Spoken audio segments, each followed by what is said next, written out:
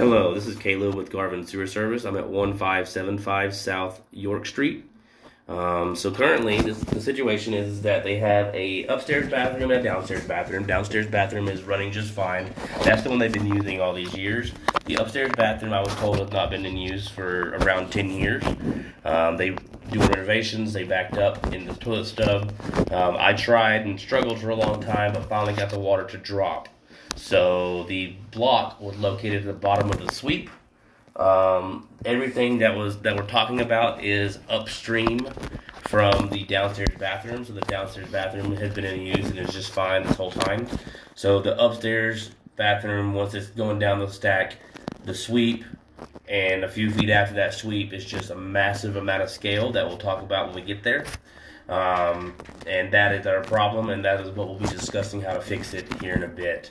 I was, believe it or not, from the main level, able to get the camera all the way out to the street, the alley in the back. That is 94 feet away. That is where we're at right now. So, as we pull back, we're going to be looking at clay pipe. And luckily there's no trees outside, which means there's no root intrusion. And I did not see anything problematic with the clay, but we will take another slow look coming back. We will have a little bit of film and some stuff on the side of the pipe, but no roots as far as I can tell, which is good. I mean, the drain is in pretty good condition considering the age when it comes to the clay.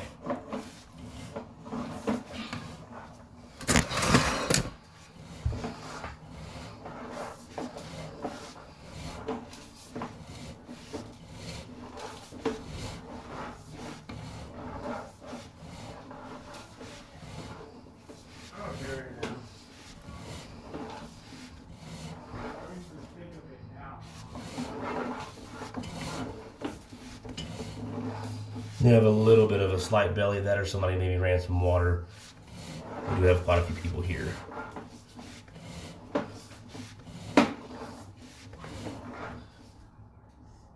Looks like this water running.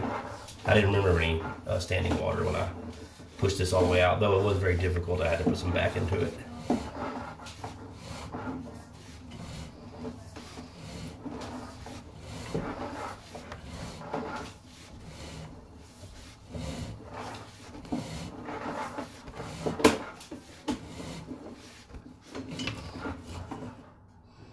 It was an accumulation of broken down paper on the side. It doesn't look like roots, but with our access right now, we wanted to clean out the sewer line and the clay. We would have to get another clean out because we can't get our big cable down this main level pull toilet access, and the clean out is against a bar, so we'd have to put in a whole new clean out.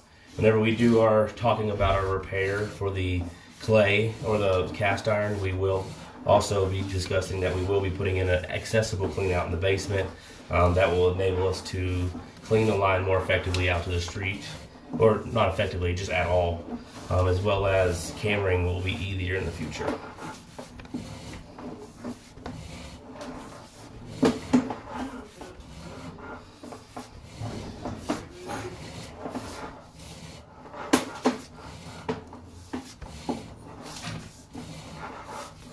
So right here we're starting our cast iron. I do want to note that the cast is in pretty, it's not the greatest shape throughout. So we got 20 feet of cast fully. But this section right here is in use. And you have, so I believe, maybe on the left side, it's kind of hard to tell, the floor drains joining us. And in a second we're going to see a lot more scale, as well as the other fixtures joining us from downstairs, right here on your right side. This is the downstairs area joining us. So you can tell we got decent enough cast. It's not broken.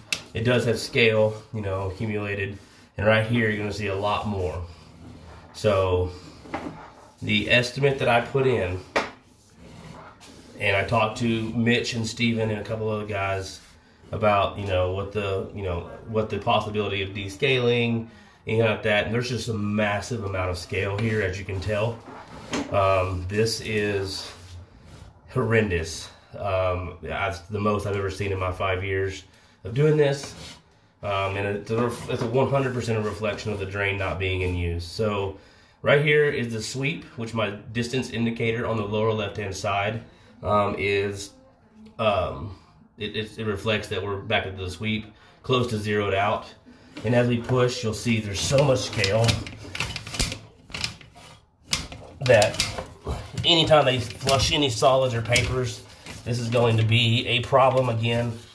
You know, if they put the toilet on after renovating this bathroom and they flush the toilet probably just a half a dozen times with paper, they're going to start backing up, is my opinion. It is not this line being clear is not going to be a for sure thing. So I did mark this right here. We have a 45-degree turn because we're kind of going in, you know, kind of like we're going. If you're looking at the backyard area, we're going at a 10 o'clock orientation for 4 feet, and then we do a 45-degree turn, and now we're heading in 12 o'clock orientation out to the street in the alley. I mean, the alley in the back. This line at 7 feet, which is right here, I did locate this line underneath the shower. So it's close to the wall, the exterior wall of the shower, but it is under the shower. It's a 1 foot deep. What I figured is that we would cut the drain that is vertical, you know, somewhere between knee and eye level high, and that's where we start our band on. We would put in a new clean out so that cabling and cameraing the line in the future is much more doable. So that makes it easier for the homeowner and for anybody who's servicing it. But then we would yank out all this drain, so we get all the scale out. And once we have this line exposed, we can actually remove the scale just a few feet into our direction, remove it with buckets, you know, get it out of the house. And then all this, you know, so from about waist level, where there's a new clean out, the sweep would get replaced. We replace up to the 45, go past the 45, and then from there we would hopefully, because there's so much scale, it's hard to tell that if there's a crack or anything going on. I don't believe so, but we can't verify for sure. So we would try to cut the drain, and if we can see the drain in good condition, and it's not broken or rotted too much or anything like that, we will be able to band on our new plastic drain onto this cast before we go underneath the bathroom. Removing all the scale so they're not having an imminent backup be a possibility. We do want to let them know that there is always the possibility of a chase. If we have to chase this pipe to find good pipe, we will stop, talk about the scope of work, talk about the change order, and then once accepted, we can move on forward should that need arise. So just know we'll be doing an estimate for a sewer spot repair, but there will be the off chance that we will need to chase the pipe further, which may entail going into the shower and having to mess with the shower a bit, meaning we rip that up. We're hoping not to have that happen, but we have to let them know the risk of that happening is there. Should they tell us they do not want us that, then we will go ahead and leave as it is, and we'll talk about that should that have to happen. So in our invoice, we're going to have a text version of all this written out, as well as the video will be sent in a second email, and then a third estimate will be the third email. If you have any other questions, feel free to give me a call. My name is Caleb, or you can call Garvin Sewer Service and speak to a supervisor. Otherwise, thank you for your time, and I hope we can get this taken care of for you the right way here soon. Thank you very much.